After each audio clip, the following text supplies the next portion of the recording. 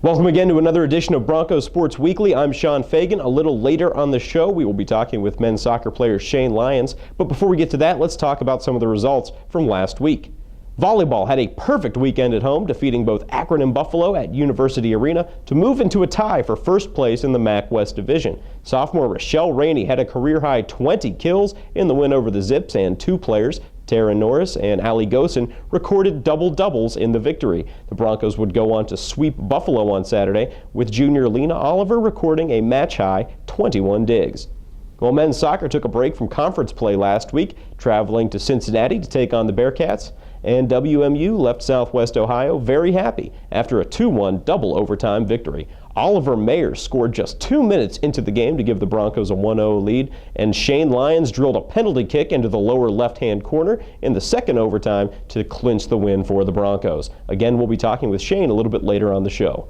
Hockey split a pair in their regular season opening weekend against St. Lawrence, falling 4-3 in overtime on Friday, but coming back for a 3-2 win against the Saints on Saturday.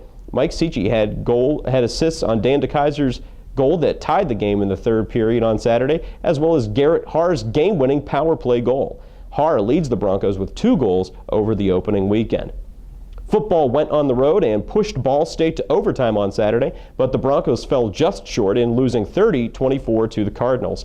Darion Chance had 116 yards rushing, and Brian Fields and Antoine Scriven each added rushing touchdowns in the first half. Freddie Bishop had 10 total tackles and 1.5 sacks, and the Broncos defense recorded 4 total sacks against the Cardinals.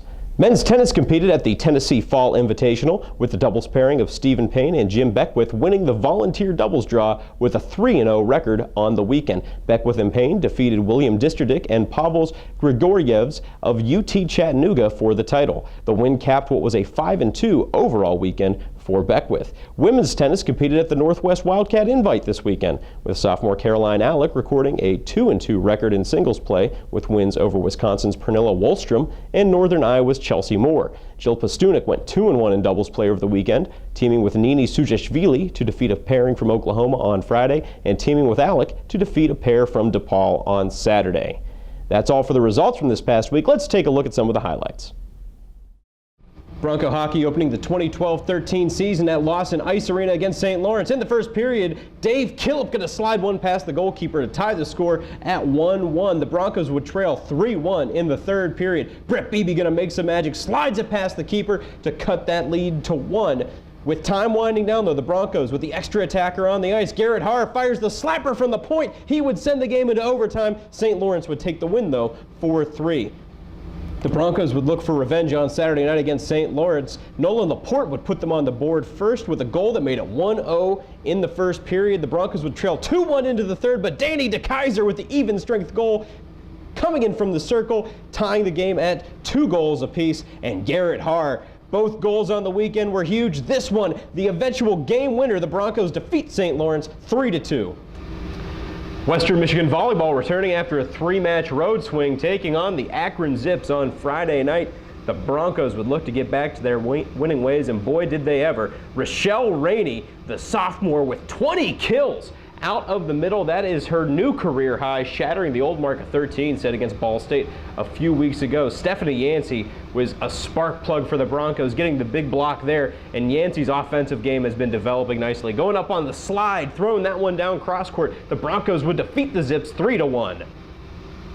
Western Michigan would look for the weekend sweep on Saturday against Buffalo, and after a dicey first set, they trailed 24-19, but Western Michigan would come back with 7 straight points, take the first set 26-24, and would easily take the final 2 sets to defeat the Buffalo Bulls. The Broncos have a 6-2 record now in the MAC. That is tied for first in the MAC West Division. All right, folks, we are now joined by a member of the Western Michigan men's soccer team. He's been on an offensive tear lately. He has a 7-game point streak with 6 goals in that span, including the game winner against Cincinnati last week. I'm talking, of course, about Shane Lyons. Shane, welcome to the program. Thank you. So tell me a little bit about what was going through your head against Cincinnati. You're in double overtime, tied 1-1, and you're called on to kick a penalty kick in the second overtime. What's going on? Yeah, well, I just tried to stay calm and go through my procedure, try not to focus on the goalie or what was really going on, and just kind of do my normal routine, and it all worked out. So what you're saying is there wasn't really anything specifically you were looking for from the goalkeeper. Had he shown a weakness to getting to that lower left corner? Had he? No, I don't want to give any of my secrets away from my PKs, but I could just kind of try to do the same thing, and I leave it up to the goalie to try to make a play. So. All right. Well, hey, coming up this week, you've got two big matches against Detroit and against Hartwick. The team is undefeated at home this season. So how important is it for you guys to play in front of the hometown fans and always deliver? Yeah, it's really important, especially with our season coming to an end. We only have a couple more, so we want to keep this streak going and continue on a high note. And with this weekend coming up, Detroit's already a really good rivalry, so we're just looking forward to it and trying to stay strong. Hartwick is senior day. It's going to be not your last home match ever, but your next to last home match.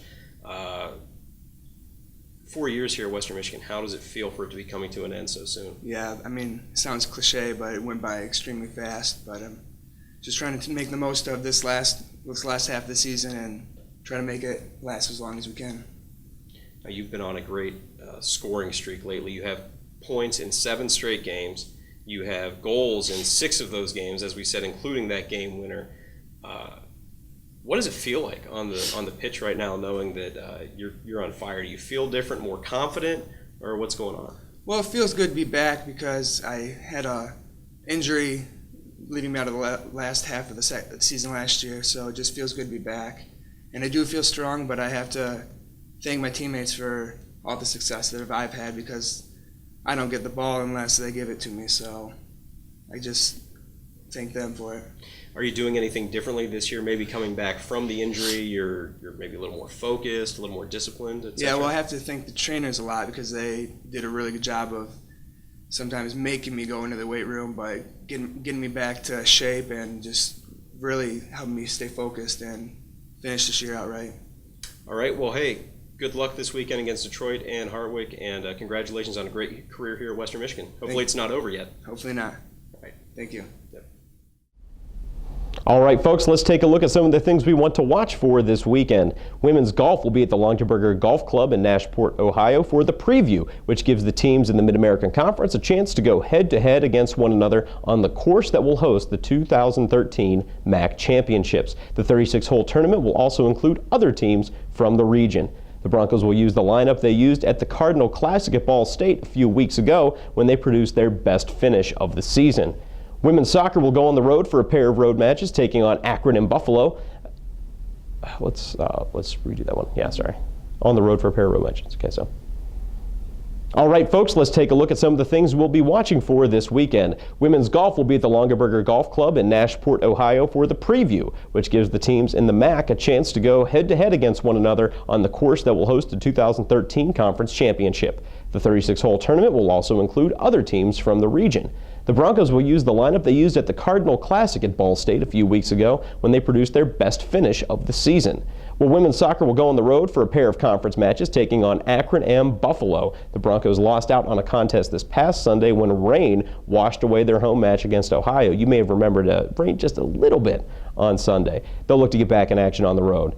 Volleyball will look to continue their winning ways against MAC opposition when they travel to face Kent State and Ohio on the road. The Broncos are 6-2 in the MAC right now, and the match against Ohio represents a key match in the battle for conference standings. The Broncos are tied for first in the MAC West with Central Michigan and Northern Illinois.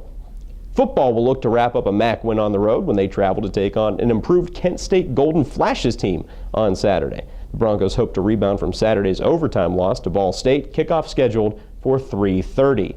Hockey will be back in action at Lawson Ice Arena when they host the Canisius Golden Griffins on Friday and Saturday. The Broncos will look to bump their record to 3-1 in the young season. Keep your eye on Garrett Haar, who's off to a hot start with a couple of goals in the first 2 games, and Mike Seachy, who assisted on both goals in the third period in WMU's win over St. Lawrence on Saturday.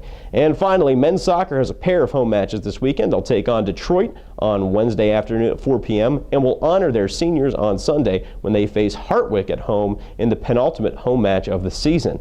The match on Sunday is scheduled for a 2 p.m. start. Senior Shane Lyons among those who will be recognized on Senior Day. He's got a point in 7 straight games, including 6 goals in that span. And that's going to do it for us this week on Bronco Sports Weekly. I'm Sean Fagan saying join us again next week, same Bronco time, same Bronco place.